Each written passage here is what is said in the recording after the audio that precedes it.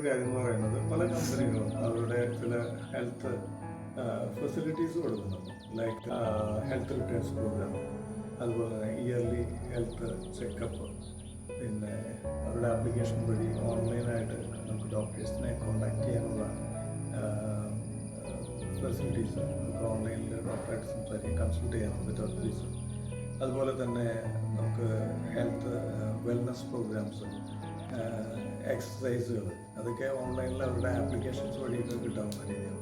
ഒരു എടുത്തു പറയുന്ന ഒരു പോയിന്റ്, ചില കമ്പനികൾ കൊടുക്കുന്ന ഒരു കാര്യം, ഹെൽത്ത് റിട്ടേൺസ് എന്നൊരു പ്രോഗ്രാം ഒരു വളരെ നല്ലൊരു ഇതായിട്ട് തോന്നിയിട്ടുണ്ട്.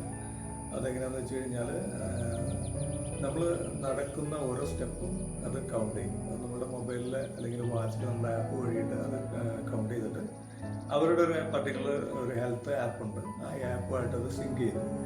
സോ നമ്മൾ അതിനൊരു കണക്ക്, അതിനൊരു കാൽക്കുലേഷൻ ഉണ്ട്. നമ്മളൊരു ദിവസം ഒരു 10,000 സ്റ്റെപ്പ് നടക്കുകയാണെങ്കിൽ ഒരു 1 ആക്റ്റീവ് ഡേ. സോ ഒരു ആക്റ്റീവ് ഡേ നമ്മൾ ഒരു ദിവസം അച്ചീവ് ചെയ്ത് കഴിഞ്ഞാൽ 10,000 സ്റ്റെപ്പായിരുന്നു.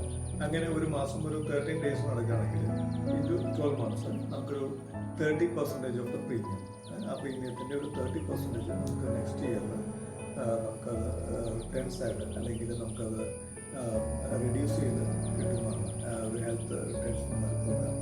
ഇത് 30%, 50%, 100%, അങ്ങനെ പല കാൽക്കുലേഷൻ ഉണ്ട്. അപ്പം ഈവൻ ജസ്റ്റ് ടാക്സ് അടച്ച് പോകുന്ന അങ്ങനെയുള്ള ഒരു ഇതുവരെ ഉണ്ട്.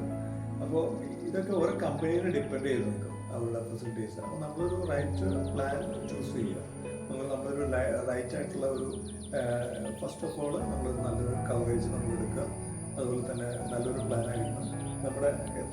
നമ്മുടെ ലൊക്കാലിറ്റിയിലുള്ള ഹോസ്പിറ്റൽസൊക്കെ ആയിട്ട് അതെല്ലാം ലിങ്ക്ഡ് ആണോ, നമ്മുടെ ഇൻഷുറൻസ് അവിടെ അവൈലബിൾ ആണോ എന്നുള്ളത്, ഇതൊക്കെയാണ് നമുക്ക് പ്രധാനമായിട്ട് നമ്മൾ ശ്രദ്ധിക്കേണ്ട കാര്യങ്ങൾ.